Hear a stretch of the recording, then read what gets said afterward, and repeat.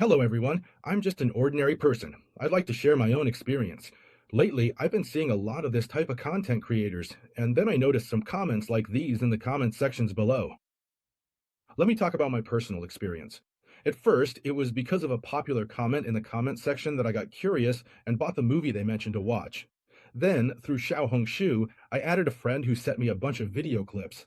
I hadn't had a chance to watch them yet because the download was taking too long, so I just left them there. A few days later, while I was sleeping at home, the police suddenly showed up. They knocked on my door, came in, and four officers told me to hand over my phone, then took it away. They went through my chat history and precisely found the person who had sent me those videos. Because of this, the police put me in the squad car and took me away. I spent a night at the police station, and the next day they said they'd send me directly to the detention center. Just like that, I ended up committing a crime without even realizing it. The charge was illegal possession and dissemination of items promoting terrorism and extremism. Because of this, I spent over 100 days in the detention center. Everyone there would ask me, "Why are you here?" I told them, "I'm here because I watched a movie." Actually, I hadn't even watched it yet. No one believed me. No one believed me when I said I was in there for watching a movie. I just figured I was unlucky. Time inside felt like years. In the end, since I had a formal job with full benefits, in order to keep my job, I couldn't be sentenced. My family pulled every string they could and called in all kinds of favors. They spent a lot of money and managed to get me a conviction without prosecution. So I wasn't sentenced, and eventually I was released. But even now, I still haven't paid off all the debts I racked up because of this mess. My entire monthly salary isn't enough to cover it, and I even have to ask my family for several thousand more. So don't be curious, don't just buy anything. When it comes to the cyber police, we have no privacy. This is my proof. I wasn't lying. I feel like I'm a pretty unlucky person, so let this video be a warning to everyone. Don't pay the price for things that aren't necessary. In China, under the CCP, all kinds of crimes like disturbing public order or subverting state power are already dizzying to keep track of. But who would have thought, living long enough, now you can even commit a crime just by watching a movie? The charge is called illegal possession and promotion of terrorist and extremist materials. It's such a mouthful I can barely say it, and I'm not sure if you all even understand what it means. This country really is just like what Dao Long sings about in Raksasa Kingdom. Right and wrong, black and white, all turned upside down. People are left completely confused. Some say Xi Jinping made 4 fatal errors that will ruin the country, leaving China near collapse. Per commentator Du Wen, Kai Chi told Xi that China's local finances are dry and revenue generation has collapsed. This report is basically like delivering a critical condition notice to Zhongnanhai. Some even call it a death certificate. Today, let's talk about this death certificate and also discuss exactly what the 4 deadly mistakes Xi Jinping has made are. Watching the World with YU. Hello everyone, I'm Chen YU. Many people think that Kai Chi is Xi Jinping's most loyal chief steward, but just in the past few days, a shocking piece of news has come out from the very core of Zhongnanhai.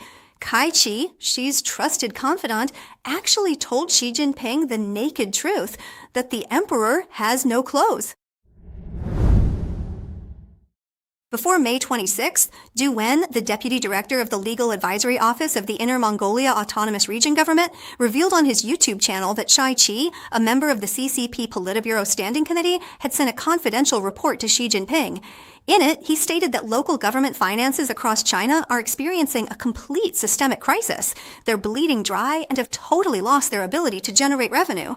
This conclusion was based on an independent investigation team from the General Office of the Central Committee. What does this mean? It means that even Xi Jinping's most trusted inner circle has had no choice but to speak this harsh truth. The report from the Ministry of Finance can only be described as shocking. Local governments are generally facing financial difficulties. Rigid expenditures, such as the 3 basic guarantees at the grassroots level, local government debt repayments, wages for off-staff personnel, project payments, and principal and interest payments continue to rise. The problem of expenditures exceeding revenues is becoming increasingly severe. Even in provinces with relatively strong economies, these rigid expenditures already account for more than 90% of available fiscal resources. Local governments have basically lost all room to maneuver their finances. Robbing Peter to pay Paul is no longer an option, and funds available for development have generally dropped to zero. Everyone, pay attention to the word generally. In the context of CCP politics, generally means that all local government finances are in trouble, but Kai-Chi haven't even mentioned the scariest part yet. Kai-Chi also admitted that the biggest current risk still lies in local government debt, with major public welfare projects facing severe cash flow shortages, and a wave of defaults could break out at any moment. This wave of work stoppages on government public welfare projects is already happening, and the political and social security risks triggered by collective rights protests from some contractors and migrant workers should not be underestimated. The period for local governments to pay their debts keeps getting extended, and some companies simply can't hold on and are going bankrupt. A wave of defaults could break out at any moment. This isn't just a warning anymore. It's like watching a great building about to collapse. What's even more intriguing is Kai-Chi's political performance. According to Du Wen, when Kai-Chi was giving his report, he started by singing Xi Jinping's praises, blaming the economic failures on historical responsibility. But at the same time, Kai-Chi didn't hold back in reporting the systemic crisis in the CCP's finances to Xi Jinping. In effect, he handed Zhou Nanahai a critical condition notice. First, he sings praises, then he hands over the diagnosis. This is the most sophisticated self-preservation tactic in officialdom. Kai-Chi is telling Xi Jinping that these problems are all historical leftovers. You've already done what you should, and I've done my best too. This is the situation, so what should we do next? That's up to you. Behind this, in fact, is a deep wavering within Zhong Nanhai's inner circle regarding Xi Jinping's policies. Let's take a look at the specific numbers. These numbers are even more devastating than any political commentary. In 2025, the general public budget revenue at the local level in China will be about 12.21 trillion yuan, with central government transfer payments reaching as high as 10.19 trillion yuan, and local expenditures totaling 24.4 trillion yuan. They're spending 800 billion yuan. In other words, nearly half of the money local governments spend has to come from central government transfer payments, and the central government's money is collected from the provinces in the first place. It's basically just moving money from one pocket to another, but the problem is that money is continuously leaking out of the whole system. Out of 28 provinces and municipalities nationwide, excluding Hong Kong, Macau, and Taiwan, about 70% of the provinces have a financial self-sufficiency rate of less than 50%. Shanghai used to be the last province in the country with a fiscal surplus, but now it too has completely fallen. Strong eastern provinces like Guangdong, Jiangsu, and Zhejiang have self-sufficiency rates between 67% and 77%. In many places in the central and western regions, the self-sufficiency rate is below 20% to 30%, or even lower. Tibet is only about 10%. This means that for every yuan most provinces spend, they can only earn 0.2 to 0.5 yuan themselves. The rest all depends on financial support from the central government. In other words, under the banner of common prosperity, what's actually being achieved is common poverty. And land finance, the last lifeline for local governments, has also been cut off. In 2025, China's land transfer revenue dropped to its lowest point in 10 years. From January to November 2025, national revenue from the transfer of state-owned land use rights fell by 10.7% year-on-year. The government deficit has expanded to 5.66 trillion yuan, an increase of 1.6 trillion yuan over the previous year. This is exactly what Kai-Chi referred to as the reality of the blood-making function being completely exhausted. What's even more frightening, in 2026, the authorities plan to add 11.89 trillion yuan in new government debt. Of this, the central government will issue a total of 6.69 trillion yuan in national bonds, while local governments will issue and borrow 5.2 trillion yuan in local government bonds. But the CCP can no longer climb out of this trap. Borrowing new debt to pay off old debt, the more they borrow, the deeper they sink. This is essentially a Ponzi scheme in public finance. Since the beginning of 2026, several analysts familiar with China's economic and political operations have warned that the Chinese Communist Party may face a concentrated outbreak of multiple deep-rooted structural crises. 7 key indicators are under comprehensive pressure. The gap in the pension system continues to widen, local governments' ability to sustain their own finances is collapsing, and the real estate market is reversing across the board. Small and medium-sized banks are under increasing pressure, the industrial sector continues to weaken, and the demographic structure is deteriorating. This isn't just a cyclical downturn in a single sector, it's a systemic resonance spanning finance, banking, demographics, and the real economy. With such a mess on his hands, how much longer can Xi Jinping hold on? Come on, let me know in the comments, how much longer do you think Xi Jinping can last? 1 year, 3 years, or 10 years?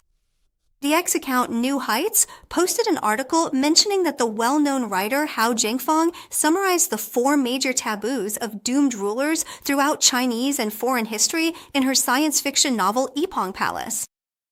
Seizing the talents of women, taking the lives of the poor, silencing the voices of scholars, and suppressing the nature of the gifted, if a ruler commits all 4 of these taboos, then his days are numbered. The root cause of the fiscal collapse lies in the system itself, and the underlying problem with the system is precisely the series of harmful policies under Xi Jinping's leadership, which have systematically undermined market confidence and seized private capital.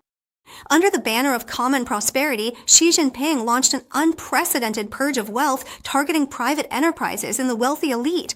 Jack Ma of Alibaba was silenced and disappeared from the public eye. Zhu Jiayan of Evergrande ended up behind bars with his assets falling apart. The entire private education industry was wiped out overnight, leaving millions unemployed, and tech platforms were hit with antitrust actions. Heavy-handed crackdowns and massive fines followed one after another. So what was the result of all these actions? Private entrepreneurs lost confidence. They stopped investing, stopped expanding, and instead tried every possible way to move their money out. Capital flight from China accelerated, foreign investment withdrawals intensified, and the willingness of private investors to invest hit rock bottom. Without private investment, there's no tax revenue growth. Without tax revenue growth, the government has no way to replenish its finances. Without the ability to generate its own revenue, the government can only survive by taking on more debt. This is the vicious cycle directly caused by Xi Jinping seizing the wealth of the rich. And what's even more absurd, this isn't about robbing the rich to help the poor. The wealth that's been taken hasn't ended up in the pockets of ordinary people. It's quietly accumulated within state-owned monopoly groups and circles of elite interests. This is robbing the rich while completely ignoring the idea of common prosperity. Now, the period for local governments to pay their debts keeps getting longer and longer, and some businesses just can't hold on and end up going bankrupt. And most of these bankruptcies, they're mostly private, small, and medium-sized enterprises. Xi Jinping has stifled China's economic dynamism. As the saying goes, a nation relies on its people, and people on their wealth. Stripping the rich of their wealth shakes the nation's foundation. It is a historical law.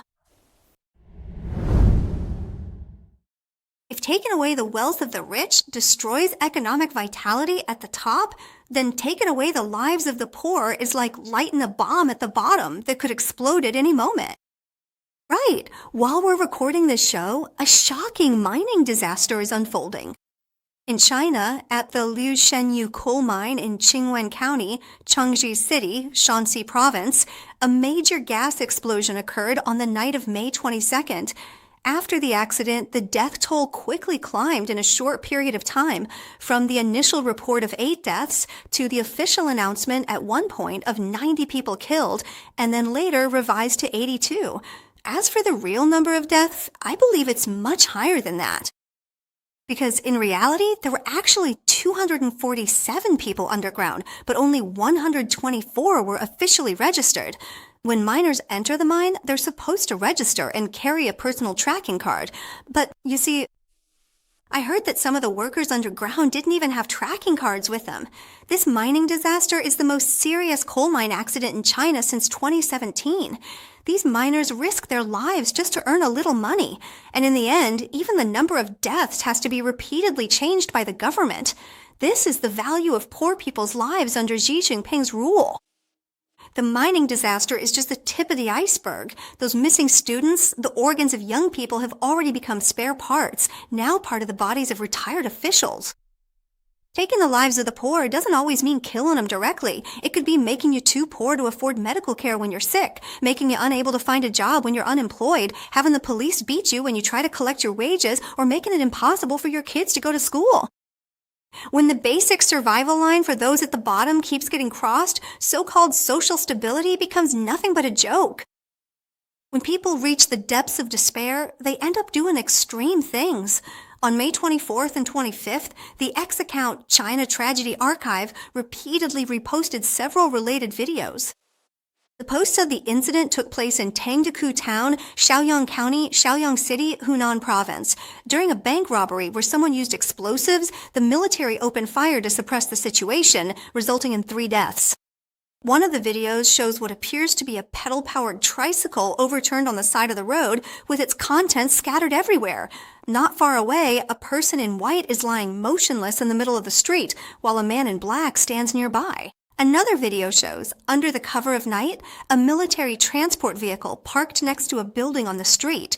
Several soldiers with guns get out of the vehicle first, then form up and enter the building together. The man filming the video mentions twice that someone at the scene was killed by a bomb. In another video, a uniformed officer and a man walk up to a building. The officer tells the man to put on a bulletproof vest, apparently preparing him to enter the building and negotiate with the kidnappers. On the surface, this incident looks like a crime, but behind it, it reflects the deep sense of powerlessness that runs through the lives of ordinary people at the bottom of Chinese society. In recent years, China's economy has continued to slow down. Difficulties in finding jobs, the pressure of mortgage payments, and mounting local government debt have left countless ordinary people struggling to breathe. Extreme actions are, of course, unacceptable. But incidents like this serve as a wake-up call, reminding everyone that the pain points of those at the bottom can't just be suppressed by maintaining stability, and certainly can't be covered up by censoring information. No matter how tightly you try to put the lid on, you can't hold back boiling water. For a country to correct itself, 2 conditions are needed. First, that people can speak the truth, and second, that those who speak the truth are not punished. In Xi Jinping's China, neither of these conditions exists. Under Xi, the internet firewall has grown ever higher. Real name registration and grid-style surveillance are everywhere, and vague charges like historical nihilism, picking quarrels and provoking trouble, and inciting subversion run rampant. This has left scholars, journalists, and independent media figures too scared to speak out. Just like the video I showed you at the beginning of today's program, now even watching a movie can be considered a crime. Intellectuals who dare to criticize are, at best, demoted, and at worst, thrown into prison. In the field of education, Xi Jinping thought on socialism with Chinese characteristics for a new era has been fully integrated into textbooks and classrooms. From kindergarten to university, these children are being raised to be followers of the party and even worshippers of Xi Jinping himself rather than independent thinking citizens. This kind of comprehensive control over speech has the most direct consequence. Silencing the people is considered more important than guarding against floods. Decision makers can't hear the truth, mistakes can't be corrected in time, and problems just keep piling up. In the end, this leads to systemic collapse, and the very fact that Kai Chi had to secretly report this issue shows just how serious the problem really is. Even the highest-ranking members of the Politburo Standing Committee have to rely on independent investigative forces. Only then can they get accurate data and explanations. The normal channels for passing on information have long since broken down. On platforms like Douyin and Xiaohongshu, netizens are posting anti-Xi and anti-communist content, either in subtle ways or outright. The CCP's censorship system is overwhelmed and scrambling to keep up. This cat-and-mouse game with censorship itself proves one thing: repression has never been able to silence the stars. The voices of intellectuals may be silenced, but the seeds of public resentment are quietly spreading in every censored post and every deleted comment.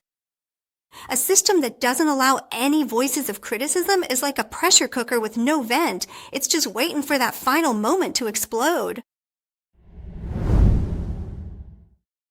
Domestically, it's all about maintaining stability. But what about abroad? Xi Jinping abandoned Deng Xiaoping's policy of keeping a low profile and instead adopted a tough wolf warrior diplomacy. He went on the offensive on issues like building artificial islands in the South China Sea, military drills around Taiwan, border clashes with India, and the Belt and Road debt traps, pushing former partners one by one into opposition. Now there's the Quad alliance between the US, Japan, India, and Australia.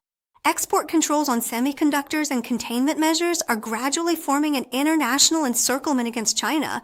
Confidence in investing in China has collapsed in Europe. Foreign capital is pulling out faster, and supply chains are moving to Southeast Asia. The days when China had friends all over the world are gone. Now it's surrounded on all sides. Although the Xi-Biden summit did take place, beneath the surface smiles there are powerful undercurrents at play. According to reports, after the Xi-Biden summit, Beijing is facing a crisis of trust from all sides. The deep-rooted structural conflicts between China and the U.S. were not resolved by the summit. What is the price of taking away your neighbor's good fortune? It's a shrinking international market, technological blockades, and diplomatic isolation. A China that is not trusted by the world's major economies, even if its internal finances don't collapse, will inevitably head toward decline. But Xi Jinping has chosen to use ideological control to make up for diplomatic isolation and to use heavy-handed stability maintenance instead of institutional reform. But this will only make the vicious cycle spin faster and faster. Actually, there's a detail here that's worth our deep consideration. Why did Kai-Chi decide to start from scratch and use an independent investigative team from the general office to collect local fiscal data? Because the reports from local officials simply can't be trusted. Falsification in officialdom has actually become a systemic problem. Local governments, in order to keep their positions and avoid being held accountable, inflate numbers at every level and falsify data. This means that the decision-making information Xi Jinping has relied on for so long is seriously distorted. He thinks he's steering a giant ship, but in reality, the dashboard of that ship has long since broken, and all the numbers it shows are fake. The historical lesson of this phenomenon is extremely profound, because during Mao Zedong's Great Leap Forward, as everyone knows, it was precisely because local officials lied about grain production at every level that it ultimately led to the 3-year Great Famine. Xi Jinping is following in Mao Zedong's footsteps, surrounded by lies, making decisions based on lies, and living in lies. Heading straight for the cliff. What's even more frightening is this. When Kai-Chi was giving his report, he started by singing Xi Jinping's praises, attributing the economic failures to historical responsibility, and claimed that under General Secretary Xi Jinping's leadership, things are overall moving steadily in a positive direction. Even Kai-Chi, who dares to speak the truth as a secret informant, still has to sing Xi's praises first before getting to the real report. This is the political environment that Xi Jinping has personally created. Because no one dares to truly speak the truth anymore. And even if they do, it has to be wrapped in flattery and praise. Let's get back to Kai-Chi's secret report. What is this report telling Xi Jinping? Xi is lying on top of a volcano. On the surface, the high-pressure stability measures seem to have things under control, but underneath, the magma is already surging everywhere. If the chain reaction from the fiscal crisis to a social crisis gets out of control, any local incident could become the one that breaks the camel's back. The final straw. Could the Shanxi mining disaster become that straw? Could unpaid wages for civil servants become that straw? One day, maybe a massive flood, a factory explosion, or the death of a child quickly goes viral online. Any of these could become the spark that ignites everything. Even Xi Jinping, the head of the Chinese Communist Party, has admitted that the CCP is in a period of increasing uncertainty and unpredictability. When such words come from the top leader himself, it's an admission in itself. The situation is already beyond his control. History never lies. Qin Shi Huang conquered all under heaven, but his dynasty fell after just 2 generations. Emperor Yang of Sui accomplished grand feats, yet the people could barely survive. Emperor Chengzhen was diligent and self-disciplined, but when Beijing fell, he hanged himself on Coal Hill. They all committed what the police call the 4 seasons of a doomed nation. Xi Jinping, in every season, seizes the talents of women, drains private investment, and takes the lives of the poor, leaving the grassroots filled with resentment and complaints.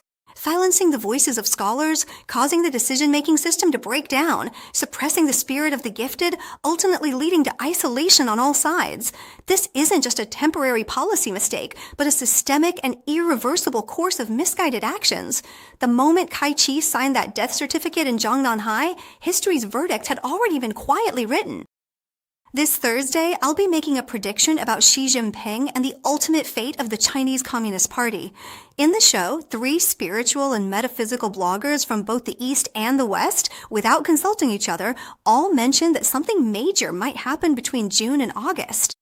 One of the predictions is that there will be a glass ceiling event in June. Another says there will be a huge transformation, possibly even a revolution in August. All of this, of course, refers to China. If you're interested in the details, you can check out my Mysteries of Time show that will be released this Thursday.